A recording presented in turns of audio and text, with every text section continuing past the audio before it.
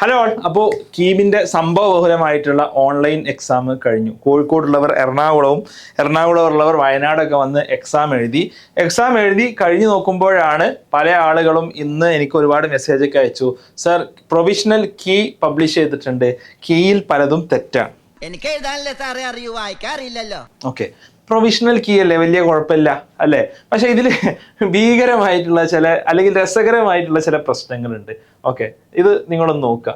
ഇത് key answer key publish ചെയ്തതിൻ്റെ കൂടെ കമ്മീഷണർ ഓഫ് എൻട്രൻസ് എക്സാമിനേഷൻ പുറത്തിറക്കിയിട്ടുള്ള ഒരു നോട്ടിഫിക്കേഷൻ ആണ്. ഇതിൽ പറയുന്നത് ആൻസർ കീ 5th മുതൽ 10th വരെയുള്ള ഡിഫറൻറ്റ് സെന്റേഴ്സിൽ നടന്ന എക്സാമിന്റെ ആൻസർ കീ എന്ത് ചെയ്തിട്ടുണ്ട്, അത് പുറത്ത് വിട്ടിട്ടുണ്ട്. Complaints regarding the answer key if any, എന്തെങ്കിലും കംപ്ലൈന്റ് ഉണ്ടെന്നുണ്ടെങ്കിൽ may be forward to commissioner for entrance examination along with supporting ഡോക്യുമെന്റുമായിട്ട് കമ്മീഷണർ ഓഫ് എൻട്രൻസ് എക്സാമിനെ കോൺടാക്ട് ചെയ്യുക. And fee ₹100 per question. ഒരു ക്വസ്റ്റ്യന് 100 രൂപ. ഓക്കെ, ഒരു ക്വസ്റ്റ്യൻ ചാലഞ്ച് ചെയ്യുകയാണെങ്കിൽ 100 രൂപ by way of DD drawn in favour of commissioner for entrance examination. ഈ ന്യൂ ജനറേഷന് DD എന്താണെന്ന് അറിയുമെന്ന് എനിക്കറിയില്ല. DD എന്ന് പറഞ്ഞാൽ ഡിമാൻഡ് ഡ്രാഫ്റ്റ് ആണ്. നിങ്ങൾ 100 രൂപ നിങ്ങളൊരു ബാങ്ക് കൊണ്ടുപോയി കൊടുത്തിട്ട് നിങ്ങൾ തിരിച്ചു വാങ്ങുന്ന ഒരു സാധനം, 100 രൂപയുടെ വിലയുള്ള ഒരു കടലാസാണ് DD എന്നുള്ളത്. ആ DD എൻട്രൻസ് കമ്മീഷണറുടെ നേരക്ക് എടുത്തിട്ട് അത് എന്ത് ചെയ്യണം, നിങ്ങൾക്കത് പോസ്റ്റ് ആയിട്ടോ ഹാൻഡ് ഡെലിവറി ആയിട്ടോ 13-ാം തീയതിക്ക് മുമ്പ് അയക്കണം. എന്നേക്ക് മുമ്പ് അയക്കണം?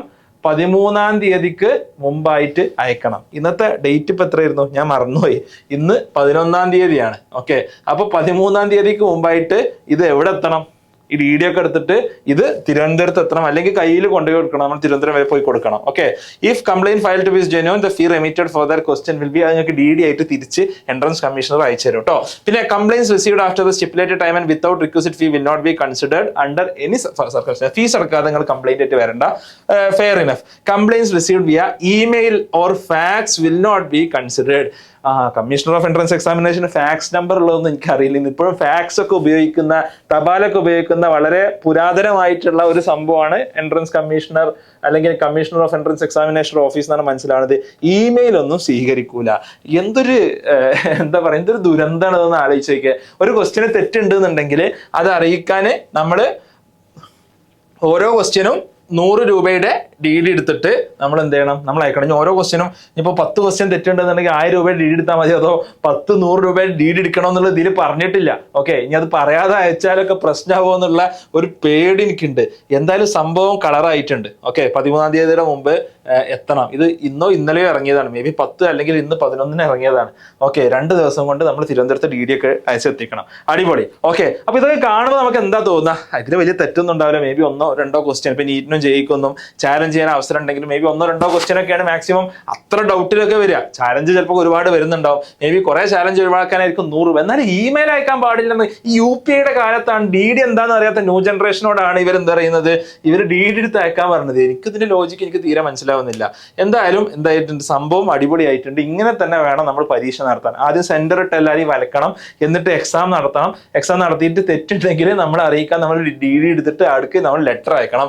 ഇമെയിൽ ഒന്നും പാടില്ല. ഫാക്സ് എന്നൊക്കെ എഴുതിയിട്ടുണ്ട്. ഫാക്സ് ഒക്കെ ഉണ്ടോ എനിക്കറിയില്ല. ഞാൻ ഇപ്പോഴത്തെ എവിടുന്ന ഫാക്സ് അയക്കുന്നത്? എൻട്രൻസ് കമ്മീഷൻ ഓഫീസിൽ ചിലപ്പോൾ പഴയ ഫാക്സ് മെഷീൻ ഉണ്ടായിരിക്കും. എന്തായാലും ഇതൊക്കെ കാണുമ്പോൾ നമ്മൾ എന്താ വിചാരിക്കുക, എക്സാം അടിപൊളിയായി നടന്നിട്ടുണ്ട്, വലിയ പരാതികളൊന്നും വരാനില്ല, അത്രയും ബുദ്ധിമുട്ടി ആരെങ്കിലും DD എടുത്താൽ മതി എന്നുള്ളതാണ്.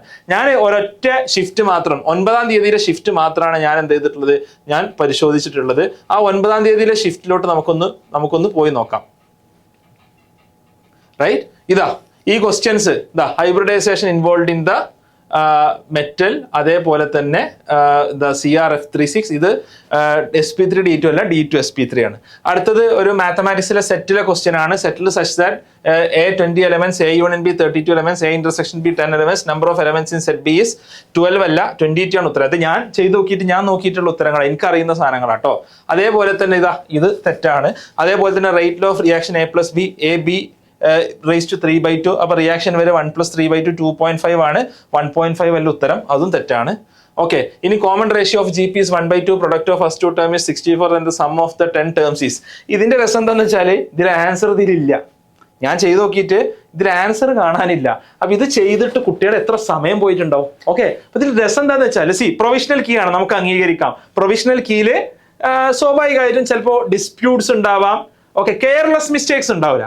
ഒരു സെറ്റിലെ ചോദ്യം ഒന്നും തെറ്റിക്കൂല. ഓക്കെ പോട്ടെ, ഇനി എന്തോ കാരണം കൊണ്ട് കെയർലെസ് മിസ്റ്റേക്ക് വന്നു, ഇത് നിങ്ങളൊന്ന് ആലോചിച്ച് നോക്കാം. എക്സാമിനിട്ട ക്വസ്റ്റ്യൻ ആണ്. എക്സാമിനിട്ട ക്വസ്റ്റ്യനിൽ ഇതിന്റെ ഉത്തരം ഈ 5 ഓപ്ഷനിലില്ല. എത്ര കുട്ടികൾ ഇത് എനിക്ക് അറിയാവുന്നതാണ് ചെയ്തു നോക്കിയിട്ട് എനിക്ക് മാത്തമാറ്റിക്കൽ മിസ്റ്റേക്ക് ഉണ്ടോ നോക്കി 2, 3, 4 മിനിറ്റ് കഴിഞ്ഞിട്ടുണ്ടാവും. എന്തൊരു അലസതയാണെന്ന് ആലോചിച്ച് നോക്കുക. ഒരു ക്വസ്റ്റ്യൻ ഇട്ടിട്ട് ആ ക്വസ്റ്റ്യന് ശരിയായിട്ടുള്ള ഉത്തരം കൊടുക്കാൻ വയ്യ. ഇത് ഒന്നൊന്നല്ല, ഇനിയുണ്ട്. ഇതാ NPR 480 NCR 20 ഉത്തരം 6 അല്ല 4 ആണ് വരേണ്ടത്. ഓക്കെ, വീണ്ടും കെയർലെസ് മിസ്റ്റേക്ക്. സിമ്പിൾ മാത്സ് ചെയ്യാൻ കുട്ടി എന്താ പറയാ, നമ്മുടെ ഈ എൻട്രൻസ് പരീക്ഷ അല്ലെങ്കിൽ കീഴുന്ന ആളുകൾക്ക് അറിയില്ല. ഇനി ഈ ചോദ്യം ഇന്റഗ്രൽ x e⁻x² dx ഇത് ചെയ്ത് കുട്ടികൾ കുറെ വളഞ്ഞിട്ടുണ്ടാവും. ഇതൊന്നും ഉത്തരം കിട്ടില്ല. ഇത് ഏതോ ഡെഫിനിറ്റ് ഇന്റഗ്രൽ ഉദ്ദേശിച്ചത്, പക്ഷെ ക്വസ്റ്റ്യൻ ഇട്ടത് ഇൻഡെഫിനിറ്റ് ഇന്റഗ്രൽ ആണ്. അല്ലാന്നുണ്ടെങ്കിൽ അവര് ബേസിക്കലി കീ ഇട്ടത് റോങ് ആണ്. ഈ കീ ഒന്നും ഇതിന് ഉത്തരം കിട്ടൂല. ഓക്കെ, വീണ്ടും കുട്ടികളുടെ എത്ര സമയമായിരിക്കും പോയിട്ടുണ്ടാവുക അല്ലെ? കുട്ടികളുടെ എത്ര സമയം ഇത് ഇവിടെ തീരുന്നല്ലതാ. ഇതും ബേസിക്കലി എന്താണ്, ഇതിലും കീയിൽ ഉത്തരമില്ല എന്നാണ് ഞാൻ ചെയ്തൊക്കെ പറ്റി മനസ്സിലായത്. കീയിൽ ഉത്തരമില്ല. പ്രൊവിഷണൽ കീയിൽ തെറ്റ് വരാന്ന് പറഞ്ഞാൽ നമുക്ക് മനസ്സിലാക്കാം, റൈറ്റ്? പ്രൊവിഷണൽ കീയിൽ തെറ്റ് വരാന്ന് നമുക്ക് മനസ്സിലാക്കാം. പക്ഷേ നിങ്ങൾ എഴുതുന്ന പരീക്ഷയില് ഒരു എന്താ പറയാ ആൻസർ ഇല്ല എന്ന് പറഞ്ഞാൽ ഇത് എത്ര കുട്ടികൾ ഇതുപോലെ കഷ്ടപ്പെട്ടുണ്ടാവും. ഓരോ കുട്ടികൾ മെസ്സേജ് ചെയ്യാണ്, സർ ഇനി ഇത് ആരെങ്കിലും ചാലഞ്ച് ചെയ്യാൻ അറിയാം, ഞങ്ങൾക്ക് ഉള്ള മാർക്ക് പോവോ? ഉള്ള മാർക്ക് പോവും. ഓൾറെഡി ഇങ്ങനത്തെ കുറെ ക്വസ്റ്റ്യൻസ് വന്നിട്ട് ഞങ്ങളെ നട്ടം തിരിച്ചു. ഓക്കെ, ഈ ഉള്ള മാർക്ക് പോവും. ഇത് ഒരൊറ്റ ഷിഫ്റ്റിൽ ഇത് മാത്രമല്ല, ഇനിയുണ്ട്. എനിക്കറിയാത്തതുകൊണ്ട് ഞാൻ ഇടാതിരുന്നത്. എനിക്ക് എല്ലാ കാര്യമൊന്നും ഇപ്പൊ ആൻസർ ചെയ്യാൻ അറിയില്ല. ഇനിയും കുട്ടികൾ പോയിന്റ് ഔട്ട് ചെയ്ത ക്വസ്റ്റ്യൻസ് ഉണ്ട്. ഓക്കെ, ഇതേപോലെ ഓരോ ഷിഫ്റ്റിലും ഉണ്ട്. 6 ഷിഫ്റ്റിലും ഇത്തരം ചോദ്യങ്ങളുണ്ട്. ഇത് എന്താണ് ഈ എക്സാം കൊണ്ട് ഉദ്ദേശിക്കുന്നത് സത്യം പറഞ്ഞാൽ മനസ്സിലാവുന്നില്ല. അപ്പോൾ ഇതിൽ ദയവ് ചെയ്ത് കമ്മീഷൻ ഓഫ് എൻട്രൻസ് എക്സാം ചെയ്യേണ്ടത്, ഒന്ന് ഈ DD എടുക്കുക, അയക്കുന്ന UPയുടെ കാലഘട്ടമല്ല സർ. നമ്മൾ എഞ്ചിനീയറിംഗിന്റെ എൻട്രൻസ് എക്സാം അല്ലേ നടത്തുന്നത്. പുതിയ ടെക്നോളജി കുട്ടികൾക്ക് പഠിപ്പിച്ചു കൊടുക്കാൻ വേണ്ടിയിട്ടുള്ള ഒരു എക്സാമാണ് നമ്മൾ നടത്തുന്നത്. എന്നിട്ട് കുട്ടികൾ ഈ DD ഒക്കെ ഇട്ട് അയക്കണം എന്ന് പറഞ്ഞാൽ അത് എന്ത് ന്യായമാണ്? രണ്ടാമത്തത്, ഇത്തരം ഒരു പേപ്പർ നടത്തുമ്പോൾ വേണ്ട ഒരു ബേസിക് മിനിമം ചെക്ക് നടത്തിയിട്ടുണ്ടോ? അത് എക്സാം പേപ്പർ ഇടുമ്പോൾ വേണ്ട ഒരു ബേസിക് മിനിമം ചെക്ക്. അറ്റ്ലീസ്റ്റ് ആ ക്വസ്റ്റ്യന്റെ ഉത്തരം ആൻസർ കീയിൽ ഉണ്ടോ എന്നുള്ളൊരു ചെക്കെങ്കിലും നടത്തിയിട്ടുണ്ടോ? ഇങ്ങനെയാണോ ഒരു എക്സാമിന് ക്വസ്റ്റ്യൻ ഇടേണ്ടത്? മൂന്നാമത്തത് പ്രൊവിഷണൽ കീ. ശരിയാണ്, പ്രൊവിഷണൽ കീ ആണ്, തെറ്റുകൾ വരാം. പക്ഷെ ഇത്രയും ബേസിക് മിസ്റ്റേക്സ് വരുത്തിയിട്ട് എന്തിനാണ് ഇങ്ങനെ കേരള സമൂഹത്തിന്റെ മുമ്പിൽ അപഹാസ്യരാവുന്നത്?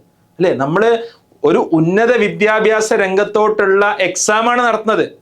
ഒരു ഹയർ ക്വാളിറ്റി ഇവിടെ മെയിൻറ്റെയിൻ ചെയ്യണം, അല്ലെങ്കിൽ അങ്ങനെ ഒരു കാര്യം നിങ്ങൾ ഇന്ന് എക്സ്പെക്ട് ചെയ്യുന്നുണ്ട്. പക്ഷെ ഇതൊന്നുമില്ലാതെ വളരെ എന്താ പറയാ, ഒരു മുൻകരുതലും ഇല്ലാത്ത രീതിയിൽ, ഒരു പ്രിക്കോഷൻസ് കൊടുക്കാതെ, ഒരു രീതിയിലുള്ള ചെക്കും നടത്താതെ നേരെ ആൻസർ കീ പുറത്തെടുക്കുക. എന്നിട്ട് 2 ദിവസത്തിന്റെ ഉള്ളിൽ ഇതിന് DD എടുത്തിട്ട്, എത്ര DD എടുക്കേണ്ടി വരും? DD എടുത്ത് ആളുകൾ കുഴയും. ഇതിന് DD എടുത്തിട്ട് എന്ത് ചെയ്യണം? നമ്മൾ അവിടേക്ക് നിങ്ങൾക്ക് ചാലഞ്ച് ചെയ്യണം, അല്ലെ?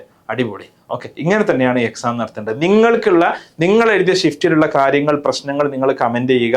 എനിക്ക് പറയാനുള്ളത്, ഞാനിവിടെ സോഷ്യൽ മീഡിയ പോയി പറഞ്ഞിട്ടൊന്നും പ്രത്യേകിച്ച് കാര്യമുണ്ടെന്ന് എനിക്കറിയില്ല, എനിക്ക് തോന്നുന്നില്ല. അതുകൊണ്ട് ഇത് ചാലഞ്ച് ചെയ്യേണ്ടവർ ചാലഞ്ച് ചെയ്ത് മാർക്ക് വാങ്ങാം. എനിക്കല്ലാതെ ഒന്നും പറയാനില്ല. ഓക്കെ, ഇത് ചാലഞ്ച് ചെയ്ത് മാർക്ക് വാങ്ങുക. ഇതൊക്കെ പറഞ്ഞിട്ട് ഇതൊക്കെ ആരുടെ ചെവിയിൽ എത്തുന്നതിനെ കുറിച്ച് ഒരു ധാരണയില്ല. എന്തായാലും കേരളത്തിന്റെ ഉന്നത വിദ്യാഭ്യാസ രംഗം വളരെ അടിപൊളിയായിട്ടാണ് ഫംഗ്ഷൻ ചെയ്യുന്നത് എന്ന് പറഞ്ഞുകൊണ്ട് അവസാനിപ്പിക്കുന്നു. ബൈ.